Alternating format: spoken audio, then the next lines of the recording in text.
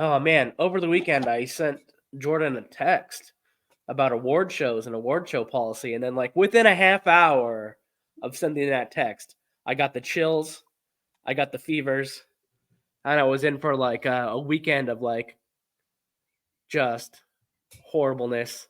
I don't No. I don't know if I got like the accursed flu. I had told her that like um the E channel, entertainment channel or something, entertainment, what is it? ET, Entertainment Tonight. They do like the red carpet things, and so they were doing the red carpet for the People's Choice Awards, and I felt like it was the same nauseating hosts that were doing the red carpet outside of the SAG Awards, and that's the reward show that I was referring to. And then I'm like, it's all correlated, like the red carpet triangle. Forget the Bermuda Triangle. Just watching the wrong red carpet show, you can come down with an illness, attack of the virtual flu. I was actually thinking one day you might be able to transmit viruses. Like they might evolve. Could you imagine if viruses evolved to travel through like Wi-Fi Right. connections to get people? Because there's like, I guess there's organisms that we know that are like evolving to eat plastics in the ocean and stuff like that. But I was like, well, yeah, what if the new super flu is going to come right through your modem, your Wi-Fi? Right. It's like Actually, Wonka vision, yeah, but there is Jamie Lee Curtis is in this horror movie called Virus, which is like aliens come down through a satellite and they start building robot bodies on a ship out of like dead people. So anyway, I mean historically that movie's been, I don't know, like people don't like it, but it's pretty good. Yeah, so she's in this movie called Virus, and like so these alien things, I feel like they came down with the satellites, but then they like are trying to take over dead bodies, but with like they're building like little electronic parts out of them. So I mean that kind of supports the theory that I was saying, right? That like viruses one day through the Wi-Fi. Maybe that's where the idea comes from. Who knows? However, where my flu story deviates is, I guess I have to oh man, this story's going to be too long. So let me do the intro. Well, anyway, I'm yours truly, Johnny Spoiler. I only spoil the movies I love. Clearly, it's a show about movies because I've already mentioned a couple, or at least one, in a movie award show. Joined as always by Jordan Savage, the Savage Scream Queen herself. that's The me. accredited press even acknowledged her Scream Queeniness. It's fact. Yeah, it's out there now on the internet. It's the Binge-Watchers show. I think I'm just gonna like not say the word podcast anymore. like try to avoid saying the word podcast. Anyway, right after this amazing theme song, the best in the world, come back and I'll finish rambling about cybernetic flus and why it's different from other things. I don't know. We're actually here to talk about a movie. The movie of the week is a horror movie. Well, more like a slasher / Horror thriller. comedy. Really Yeah. kind of like a crime of passion movie. Yeah. Honestly, called Sightseers. So anyway, come back, crack something open, drink it, come back and hang out with us. Crack open a cold box of wine or pour something cold on ice because it's the Binge-Watchers Podcast.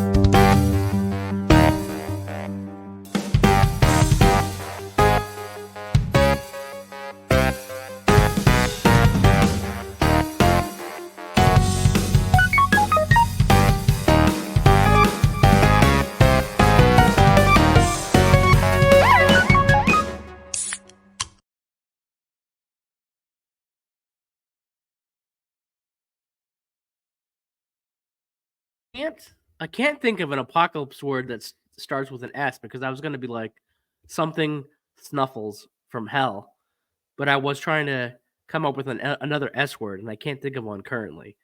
Before we started rolling, folks, Jordan's like, "You sound a little stuffed up."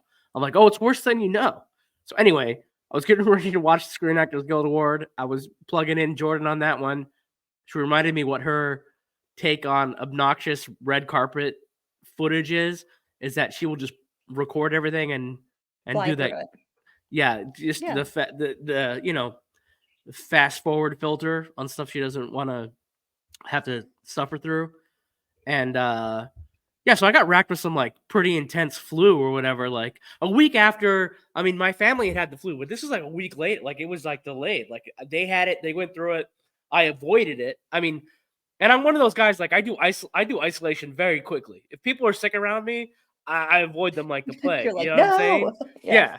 Like, and these zombie movies where it's like, oh, your family member, and they like agonize for 90 minutes about whether they got to get rid of their children or their wife or their husband. I'm like, you're out immediately.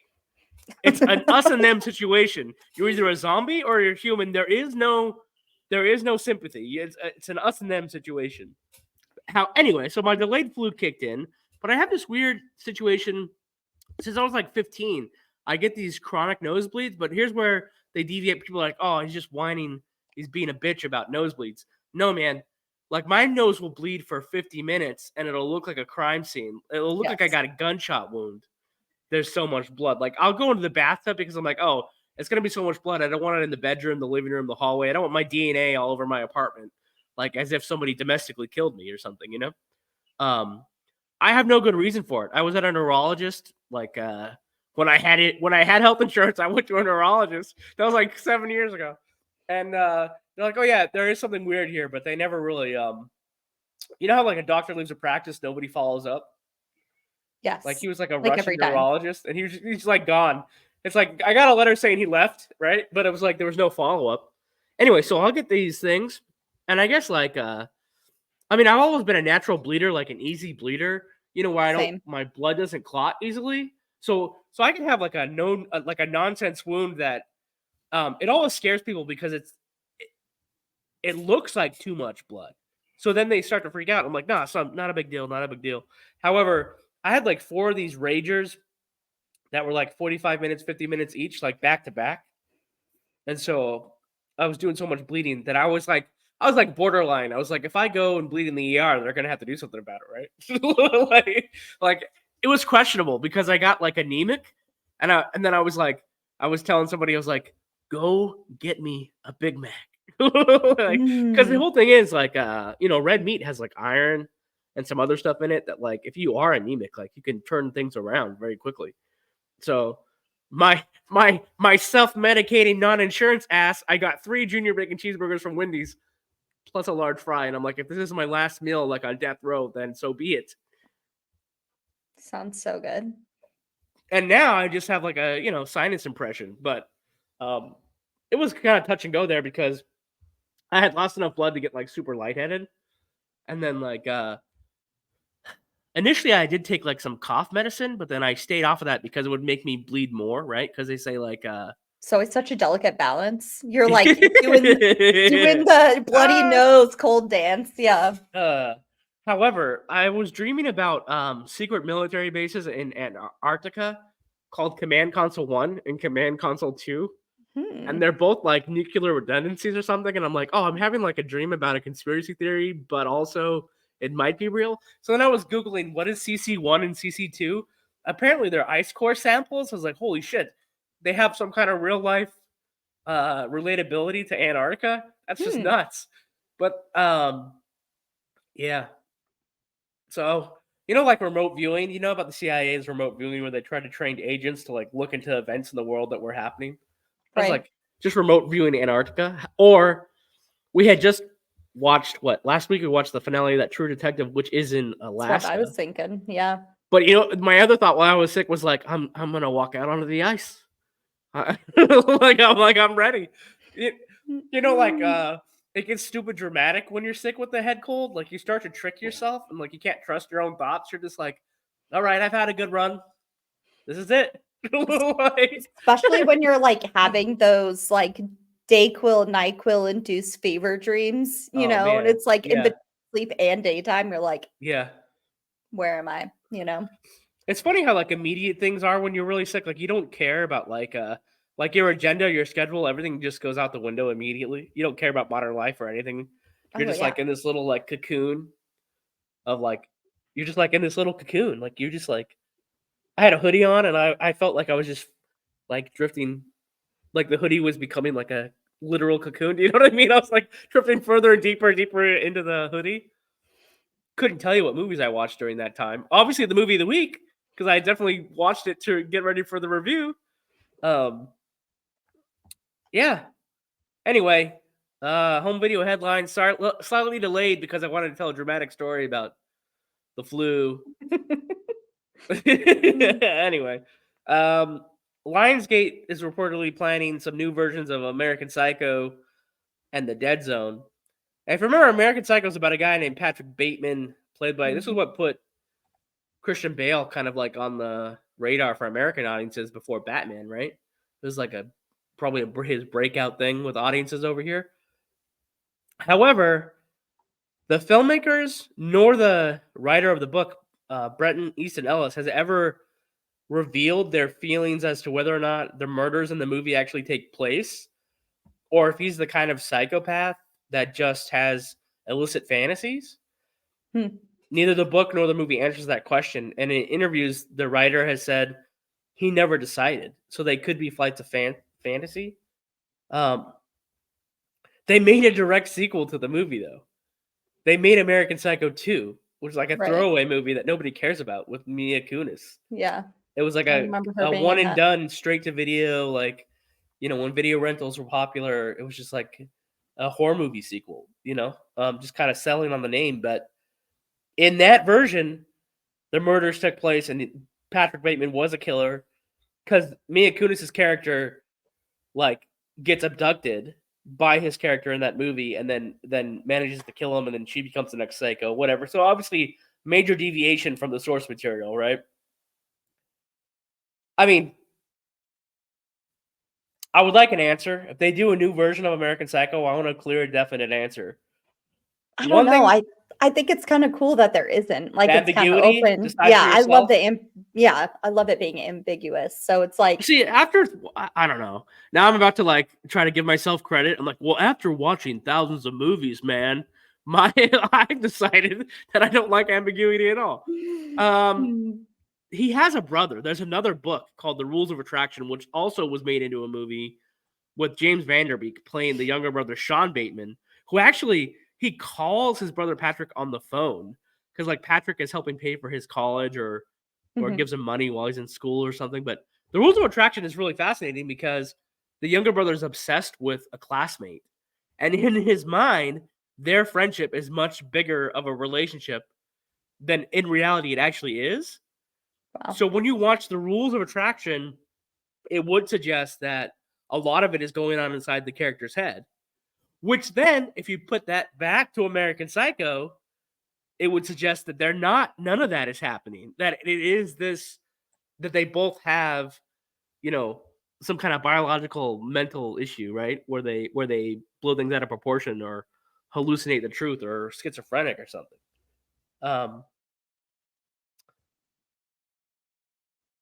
But I guess I didn't answer the question whether or not I would want another American Psycho. I was wondering if that's where you were headed with this because that, like, I mean, it's just when you do something really well, like, there doesn't really need, in my opinion, to always be like a remake, But I guess if you are kind of exploring, I just think it's avenues, I think Lionsgate is like looking at their catalog, going, "What can we shuffle out to make some money?" Because of how popular true crime is as a genre right now, right? So they're just like, what do we got? They're like, we have the rights to American Psycho. Does that really appeal to, like, that? Like, I don't know. I don't get the thing with remakes always. So, or reboots or whatever you want to call it. So I don't know. I'm kind of on the fence. Do you know about Stephen King's novel, The Dead Zone, or have you seen the Christopher Walken Dead Zone? Or I don't think so. They even had Anthony Michael Hall was like an actor in the 80s in like Pretty in Pink and The Breakfast Club. Have you seen the Breakfast Club probably a while ago? Yeah. He plays the nerdy one. Excuse me. I should have turned the mic off for that one. Sorry, folks. It'll surprise them. Wake them up while they're doing laundry while listening to this or whatever. And they did a Dead Zone cable show. And so the cable show obviously could expand on like chapter for chapter of the novel, right? But the movie's pretty good. So in the Dead Zone, because the main character is technically dead for a long period of time, he's just suddenly like tapped in to the, to the supernatural, like with an antenna, like he's just kind of plugged into those things, and he kind of like has like forethought now, so he can see things as they're about to happen with other people. And like one really cool part is they're tracking a serial killer in the town he's in, because there's like a local serial killer, and like that's like one of the best parts of the whole movie. And the book, it was pretty scary in the book too, because it wasn't like, Stephen King usually has supernatural monsters, but this was like a regular killer stalking everybody, and just a psychic, the psychic Right. could see it. The book gets kind of crazy though, because it has like it talks about a president that's going to be like the Antichrist or whatever. Like that's the big thing about the book, is like the world is spiraling out of control and there's no way to peel it back, because the character gets convinced that he has to like assassinate this guy who's going to get elected. So then it gets truly nuts. You know what I mean? Right. He goes to try to kill the guy or whatever. So with the exception of that, it's pretty interesting story. So I would love to see like another like legit adaptation of The Dead Zone, because I mean, Christopher Walken, I saw this movie and I was like, oh, it's like he's like an anti-hero. He's like a creepy main character, but you care anyway. You know what I mean? Oh, like, yeah. so that might have been the first movie that I saw him in, actually. Yeah. So I was still in Jordan's catchphrase. I'm here for it. Here for it. Anyway, yeah, I'd watch another Dead Zone for sure. I didn't really watch all. I haven't watched all the show. There's like 4 seasons or something, but and it came out. You remember when they were doing box sets for like every TV show?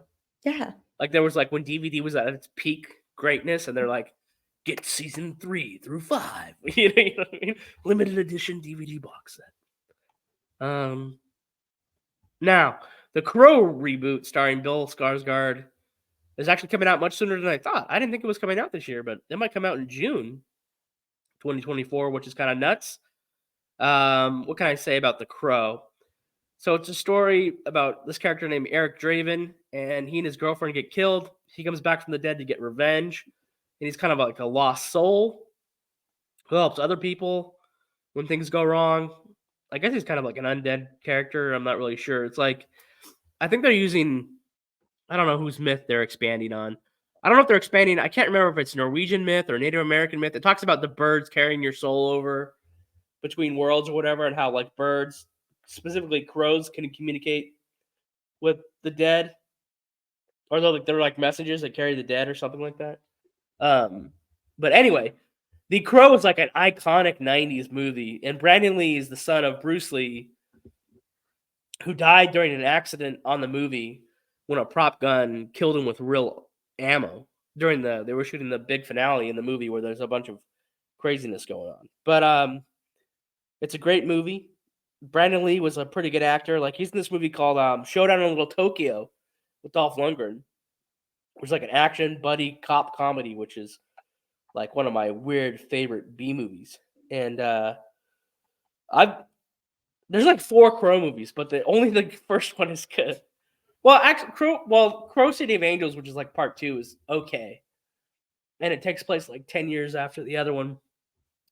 There's an orphan that he helps in the first movie, and she's like the narrator in the second movie, and she's like older, Wow, I could ramble. I need to like reel me in, Jordan. If I get too far, if I get too far, she's like, how?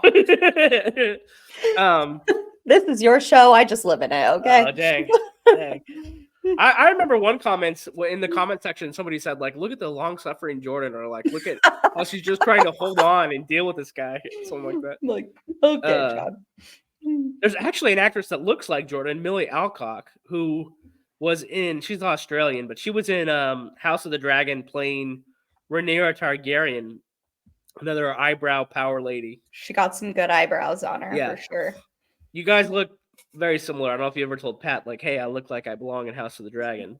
What am I doing? What trivia? Pat's her boy. I don't know if we've brought him up on the show before. Maybe, I don't know. Things slip in and out of the recordings. I can't keep track anymore. Anyway, she's gonna be Supergirl in a movie that's supposed to be called, or currently slated to be called, Supergirl, Woman of Tomorrow. The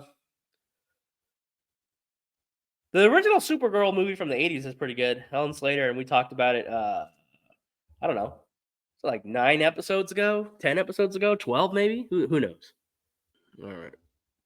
All right. Anyway, I could spend a whole other episode talking about the original Supergirl. Obviously, we like it. It's in our blog. It's in an episode that we did. But we're finally going to arrive to the movie of the week. It's called Sightseers. There's this dude named Chris, and he wants to show his new girlfriend, Tina, his love for RV camping. I'm not sure. Anyway, but they're in the UK, so they call it caravan, if you take a caravan holiday. And according to IMDb, it takes a wrong turn. What's funny about the IMDb listing, it doesn't tell you that this movie is a thriller. It doesn't, in that description, you don't know that people are going to get killed. And I just wrote down, like, what would be the Lifetime movie version of the week would be like, Murder Takes a Holiday would be like the tagline. Yeah. The I have perfect some things to say tagline. about this movie, but do you have some savage stats on this one? I do. I had to get a little creative with them Oh, okay. because there was not a lot of actual like trivia or statistics about the movie. Of course, the movie was directed by Ben Wheatley, but it was produced by Edgar Wright. And they kind of do like a little nod to Edgar Wright in the beginning of the movie. This tourist is eating a cornetto, which is essentially like a croissant. And it's No, it's ice referring. cream. Ice cream. No, I looked it up. No, it's ice cream. No, I looked Cornetto. it up. No, it's ice cream. I don't It's think like, so. do you know the drumsticks that we have over here? It's like their version of drumsticks. Oh, when he's on the tram and the guy like throws the Yeah, thing. that guy, the first victim. Well, I looked up what cornetto means, and that is not what showed up. But if you're nodding to the drumstick, I know exactly what you're talking about in the movie. I Yeah. also had a drumstick the other day here. Holy crap. But it is referring to the Cornetto trilogy, right? Going back to Edgar Wright as the executive producer. He also directed a bunch of movies, Shaun of the Dead, Hot Fuzz, and The World's End. So if you like any of those, I think that this falls into a category, of course, of something that you would probably like. But since that was the only like actual statistic, I looked elsewhere to find some interesting things or fun things. Early in the film, when Tina her hair is being brushed by her mother's like obviously a little nutty, right? Tina is 34, 36, still living at home. Mom's brushing her hair. There is a cut to Tina with her mother visible behind her. And although you can hear her talking, the mother's mouth is shut. And out of sync audio or out of sync visuals are the trademark of the movie's director, Ben Wheatley, like his editing style. So I think that's kind of cool. He plays with time, right? So things don't happen is when you see them or vice versa. Right. And like they kind of do another nod later. Well, and I'm sure it was like probably either intentional or some sort of goof. It's like there's boots on Chris and then there's not, and then there is and there's not. But what's your thoughts on voiceover in general? Like when you hear narration or people talking off screen, like just what's your personal preference in movies? Do you have a feeling? I think like context matters, right? Because I think it's like funny in this case, right? If it's like a short section, or if it's like a nod or like this is his signature, it's a trademark, right? Which I think that's kind of cool. I like, certain types of, productions that are supposed to have narration. So yeah, I don't know, movies that are narrated, maybe it's not always like maybe my top favorite, but I love voiceover. I used to get in trouble in film school because I wrote so much voiceover as like a device, as a storytelling device. They're like, don't rely on it or whatever. And I'm like, nah, it's part of the intentional storytelling. Yeah, and I think like context matters, right? Like, yeah, I guess so. Yeah.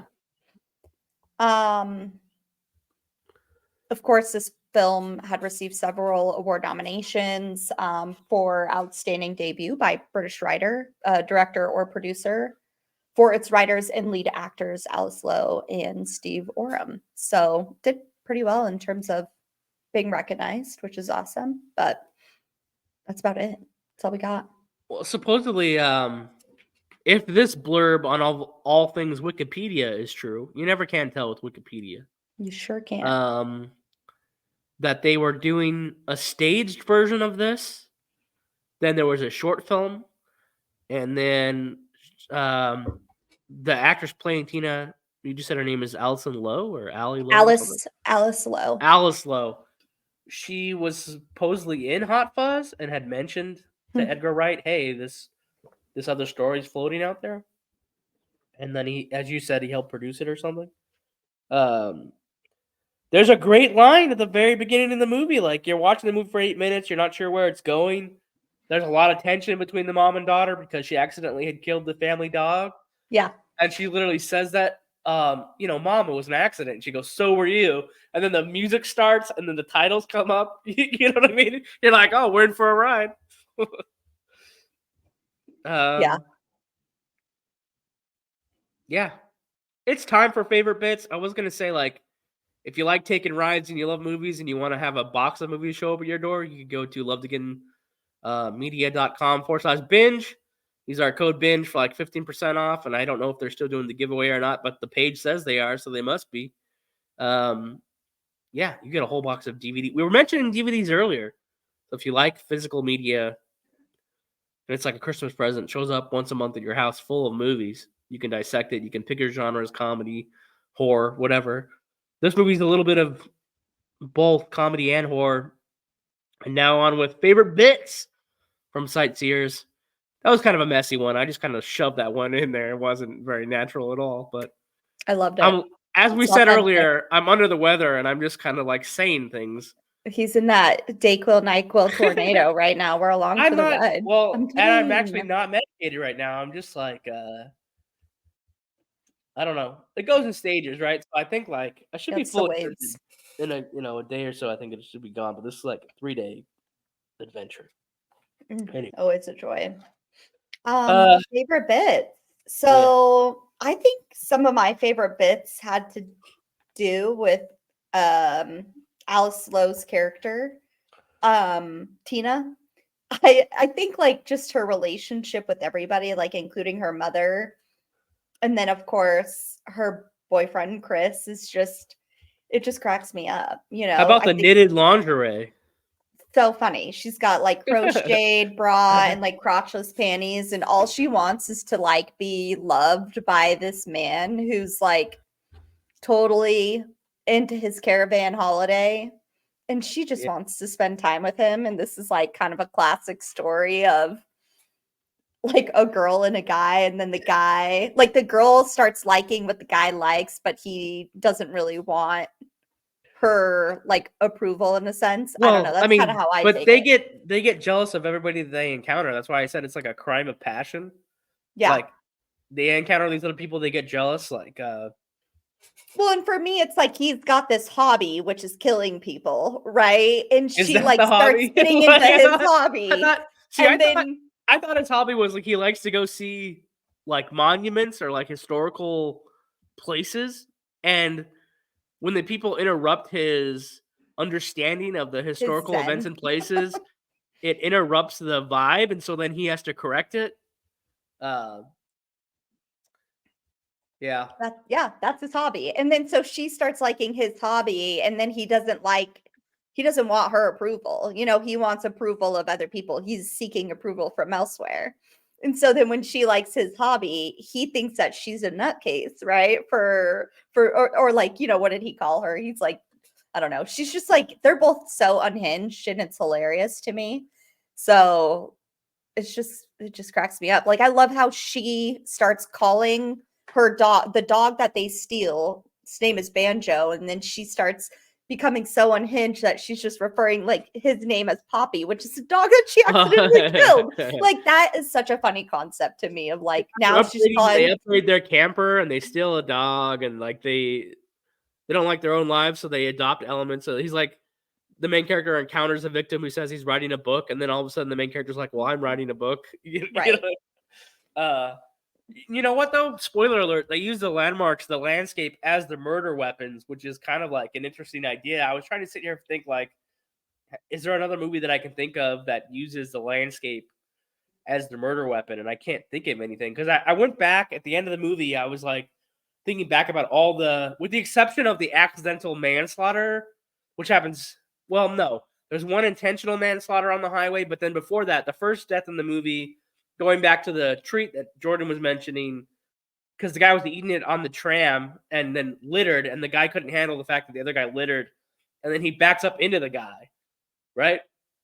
And they get away with it as like manslaughter. Besides that one, every single death in the movie is at like from the landscape, either Right. being thrown off Sorta. rocks or with rocks. Like Yeah, with rocks. He uses a rock as a weapon. But yeah, Yeah. it all can be kind of like if you know they're coming to the crime scene, they could easily be accidents, ruled out as accidents or yeah, something. it looks like accidents. Except you think you would start to see reports of like countryside murder. You know what I mean?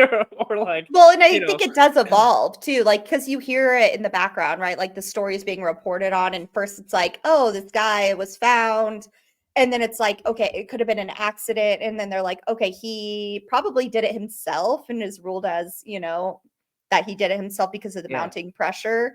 And then I think as it gets along, then it's like, you know, a guy, like a, you know, a ginger guy and this girl are like responsible, and then they decide to like torch everything, let the dog run away, and, you know, call it quits. But yeah, it's a wild ride for sure. Their interaction was my favorite bit. It's just because it's like she's so unhinged with her mother and him, and then he's unhinged with like every person he interacts with, right? Like you mentioned, taking personality traits from every person he comes across. I would say the most favorite part is when though Tina gets the camera that Chris stole from Ian, the like other hiker, Yeah. and then Tina's going through the old photos, and then she sees pictures of Ian's wife on there, and Yeah. Tina immediately assumes that Chris, instead of stealing and killing Ian, That it's his camera. that it was his camera, and that he had an affair with Janice and Ian. That was hilarious. That was so good. Although it's implied that he hooked up with the guy who was trying to invent the mini caravan, or like the bicycle bike caravan, the caravan.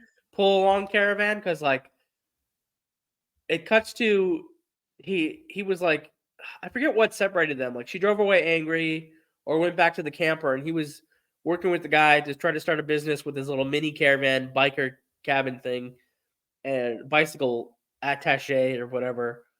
Which looks like the thing if you have babies where they put you in a canopy and you pull along your bicycle. Like in real life, they have that. If you have like little kids, you have Yeah, this little they're tent like thing little that you bike attach. trailers. Yeah. Yeah. But then, because at one point, Chris is rushing to an outdoor shower, and then he doesn't want to have sex with Tina later, and then he feels guilty, and then he's actually inviting that dude. I don't remember the bicycle person's name, who seems eccentric, little flamboyant, and then he's like, the Chris character says he doesn't mind Martin. He doesn't mind if his friend Martin gets invited into their sex life later. You know what I mean? Like, and then he's in his little bicycle canopy, and she pushes him off the cliff. Spoiler alert. But the end is the most shocking thing to me is like the twist at the end, and I don't know. I mean, you tell me. Do you want to spoil it, or do you want to leave it off the table? I think we should spoil it. So apparently, this whole time, it's kind of suggests that Chris was planning to kill himself after his killing spree. He was gonna kill himself with his girlfriend to be like he had a little notebook, or whatever. So his fantasy was to go out after he visited all these landmarks. So that's what his road trip was about, like visiting all these last things he wants to see. Farewell. His last hurrah. Yeah. And so they climb this giant bridge or something, and then they're gonna jump off, and he jumps and she doesn't jump. And I'm like, whoa. So like, it's like a final twist because you kind of go along with the fact that, like, again, I go back to that idea where they frame like couple murderers as like crime of passion murderers, because like in real life too, like if they get jealous for the people, that's like a victim. But there's like a famous like highway couple. I'm getting confused with another movie, but like how they operate when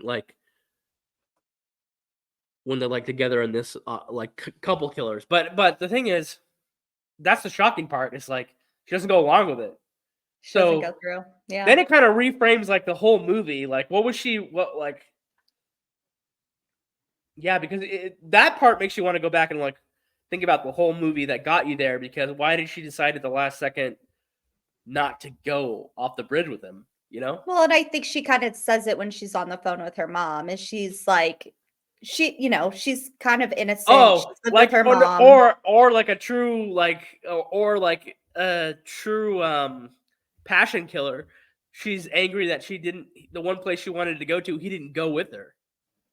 Do you know what I mean? Like she went to the Pencil Museum, and that's the only thing that she contributed for the whole trip that she wanted to see, and he doesn't go and spends time with that guy Martin instead. And it's also another funny bit when she's like trying to write a note to him with the the giant pencil. Yeah.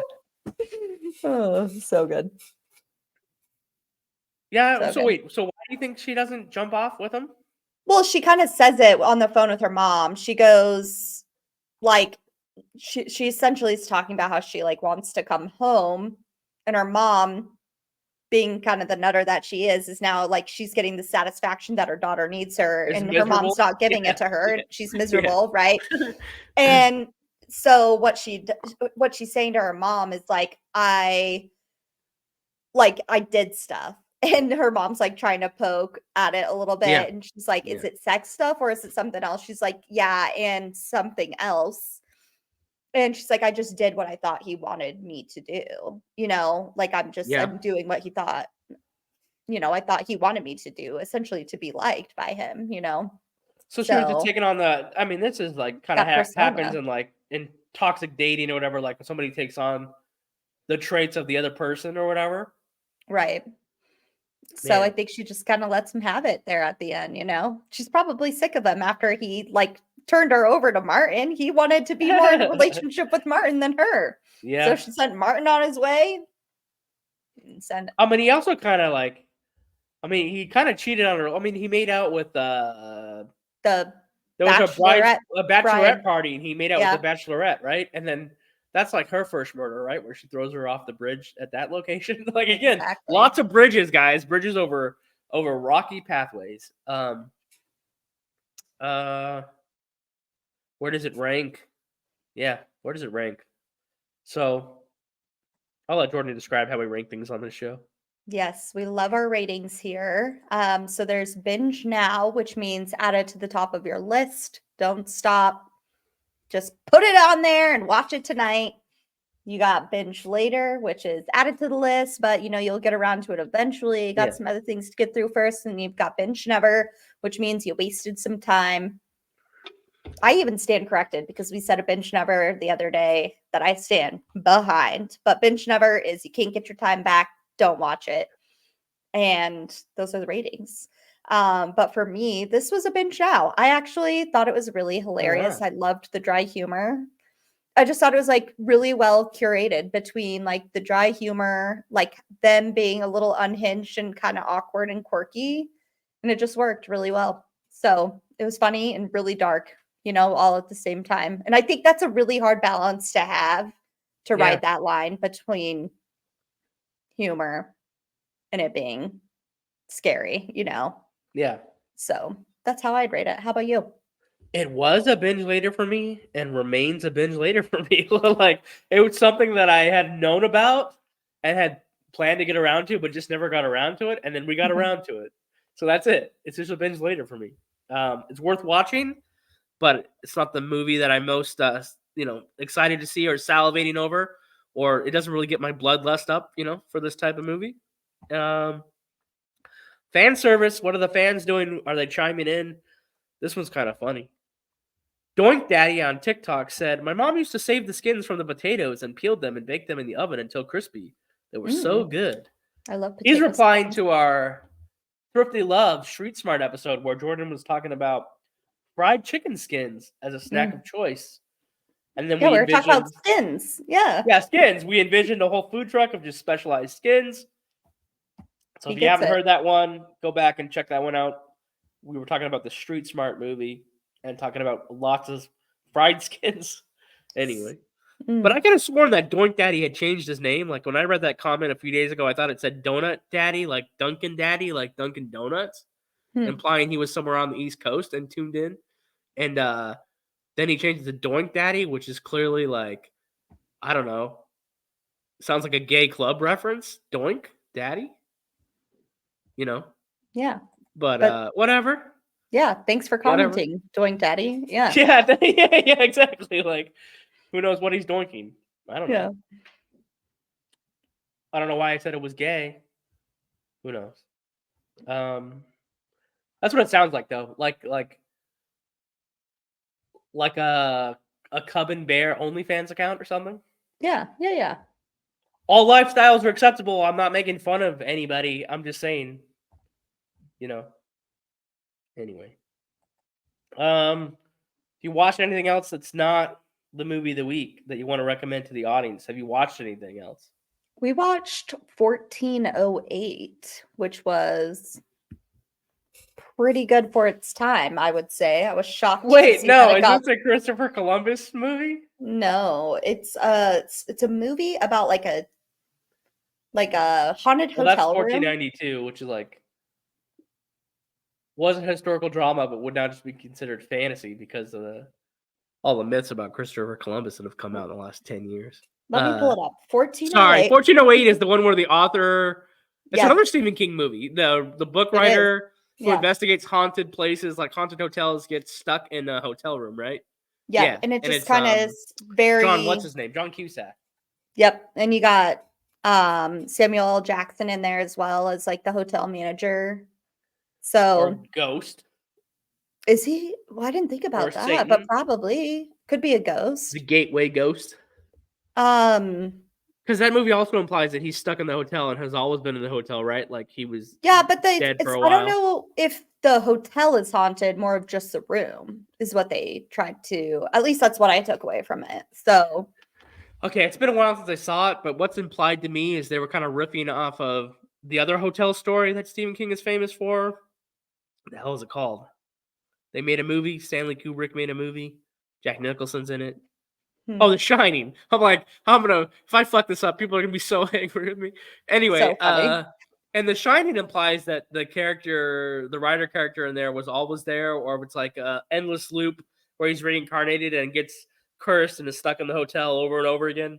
Well, and like Uh, you nailed it. There's a lot of but Shining this- references, and yeah. this does kind of have like an endless loop. Essentially, you can't It's ever get out of the possible- hotel room. Yeah, it's possible that the John Cusack character, from my perspective, was the victim in that room like 30 or 40 years before. Like the hotel is real, the place is real, but he's already dead and he's just there. Like there's that crazy movie where Leonardo DiCaprio doesn't realize that he's in a mental institution. He Yeah, thinks you're he's talking about investigating a case because he was a Shutter federal Island. agent. Yeah, Shutter Yeah. Island. So in real life, before he had a nervous breakdown, he was a federal agent, and then the way his mind has broken, he thinks he's investigating a case at a Shutter facility. Island. Yeah. The big spoiler on that one is, no, dude, you're a patient here. You've been a patient here for 10 years or whatever. So this movie that you're talking about, that's what it is. It's like a ghost that doesn't realize he's been the ghost the whole time. Kind of thing. Maybe. I can't really remember how it ends, even though I just watched it like 2 days ago. And so it's like possible there's a cliffhanger like that just makes him feel like he's just back in the room. But yeah, it was good. It was worth a watch. We had to do some sort of subscription to Peep It, but yeah, watch that. That was good. What about you? No, I was just sitting here thinking if I had to clarify my Doink Daddy comments. Doink I Daddy, turn up for Doink Daddy, you know? Okay, here's how my ego works. I don't care who you are. If you hit on me, I'm gonna love it. So Duh. I don't know if I Same. said earlier if it came off like a hate message or something. So I was like, oh, I need to clarify what I said because it could be misread and taken out of context because it is a podcast, right? Which is funny because Shane Ellis told a joke that they said was offensive to Asian people and they canceled him from joining the SNL cast. And then they just had him he be just host. hosted Saturday Night Live to like, capitalize or have the show like make money off of the fact of the controversy. However, the band did not laugh at any of his stand-up jokes in the beginning of the episode. 21 Savage. It was almost like, dude, well, I don't know who he is, so I use fast forward. I didn't watch any of his musical performances. Why did he also give Shane Gillis the cold shoulder? There was some sort of like initial comment in the monologue that Shane Gillis made like a funny joke thing. Yeah. But I didn't watch the monologue. I haven't watched it yet, so I don't know.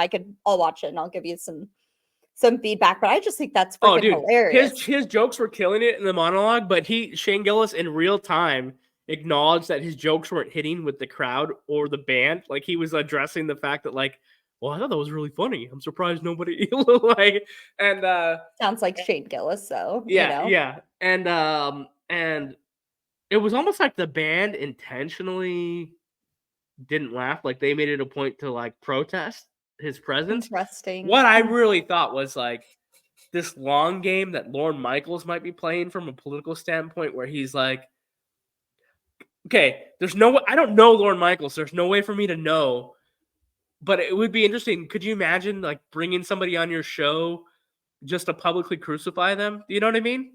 Like, yeah, but Shane Gillis wins at the end of the day because he makes way more money than anybody on SNL. So it's like why would that joke wouldn't land? So what's interesting about Saturday Night Live? It doesn't have a central figure. Like it doesn't have like a Will Ferrell or a Molly Shannon or like a Chris Farley or an Adam Sandler. Like the last few seasons, they haven't had anything that draws everybody together. They had these three guys that like two of them were related to people that worked on the crew. Like one was the son of a writer and one was the son of a cameraman. Please Don't Destroy. They're these kids that make these video sketches. Mm-hmm. They just made a movie for NBC Peacock, which is the parent company of Saturday Night Live. Mm-hmm. The movie bombed.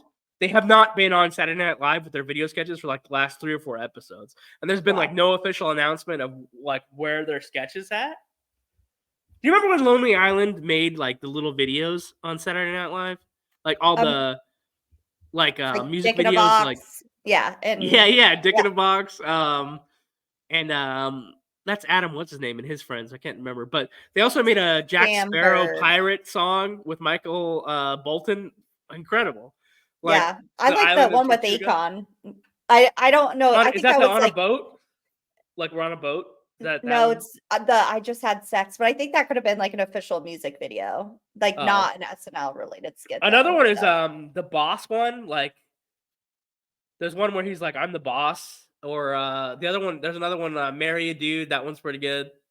There's one where they poop their pants or something. Like they're gonna hit the town, but they poop themselves. Like again, it's Lonely Island comedy. You got to take it. Yeah, exactly. Hilarious. What was the point? Oh, it's weird that those guys aren't making videos on there all of a sudden. It's also weird, like, I mean, that's what that show needs. Like, if you don't have like 3 or 4 cast members that are like really gelling with all their characters, you know, like coming together, like Chris Farley and David Spade, like in these little duos, it's hard to keep the central cast connected. I'm trying to think who's been the funniest on there in recent memory. I don't know. I'm kind of tuned out from it. Dang. I missed my chance earlier in the episode. I was going to make a Pedro Pascal joke because you were talking about how like I'm kind of out of it because of cold medicine. I was going to say like Pedro was out of it at that award show I was talking about because he said he got on the stage. He's like, I'm a little drunk. I wasn't expecting to win an award. I don't know what to do. I love that. He's just such a vibe though. Like he is. I just literally laughed my headphones off. What did you say? I said, I love that though. He's such a vibe. Oh, Pedro Pascal? Heck yeah. Yeah, dang. Yeah. Doing good stuff.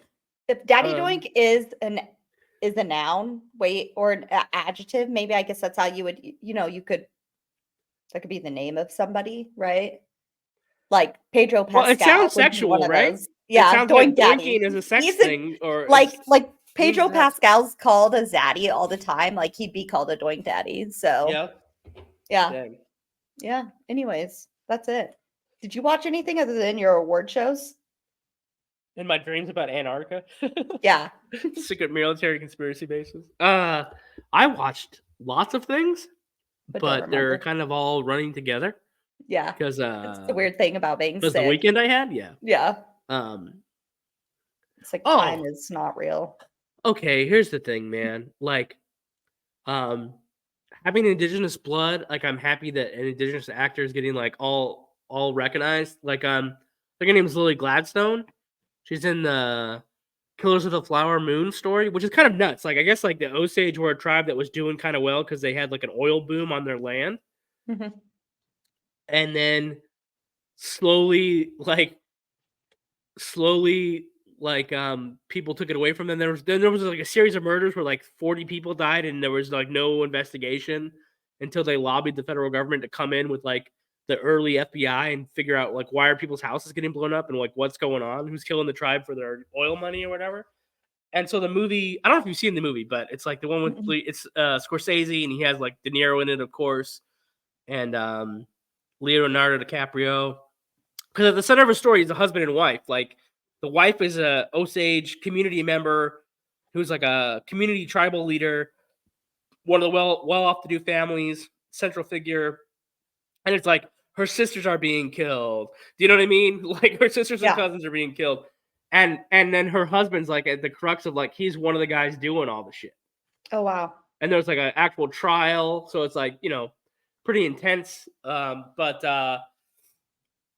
the crazy part is like with how crazy relationships are, like they were in love almost right till the end, I guess, right up until the trial or whatever. But then like one of their kids still talked to the dad when he was like locked up afterwards. You know what I mean?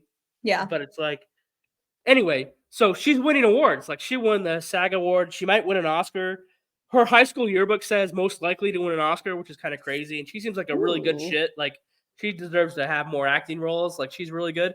The movie, very bloated, way too long. Like, why don't you have an editor? Martin Scorsese is like, again, one of these directors like Ridley Scott, who's like starting to believe the stories they tell about them as filmmakers.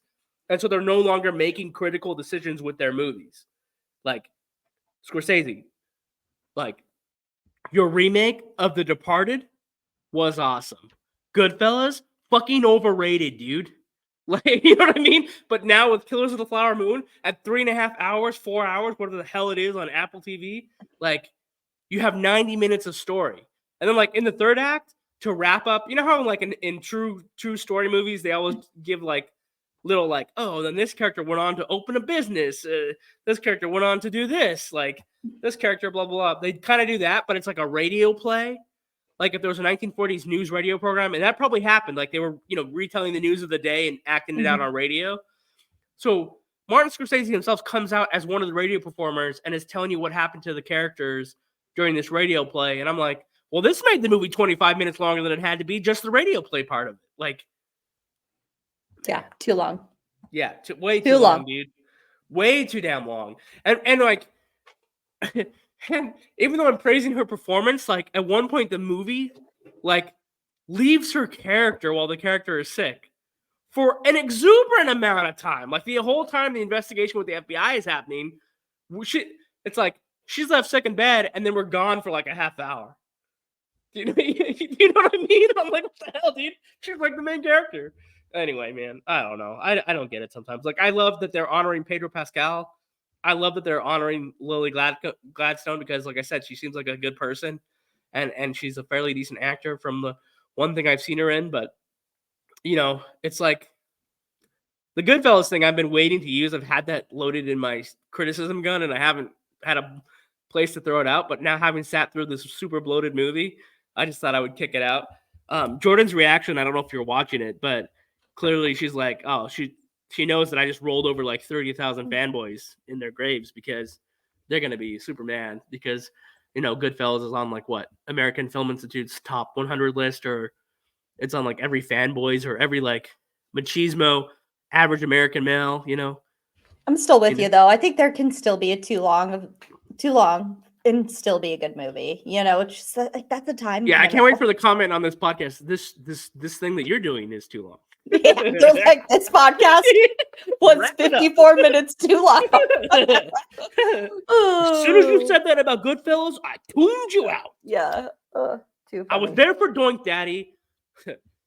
I was there for knitted bikinis, but left. But then left for Goodfellas. as soon as you said the Goodfellas wasn't good enough, that there were no Goodfellas, man, dang, dog. Yeah. Dead. Whatever.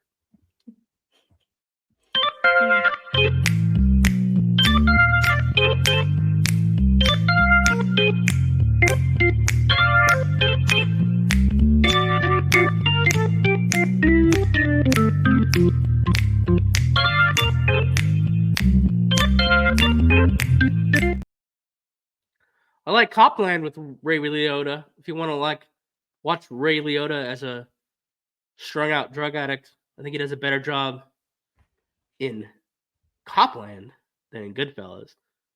The whole thing about Goodfellas is he rolls over on the other mobsters and testifies against them because he gets strung out, then he gets arrested, and then he testifies. That's the whole deal. Anyway. Anyway.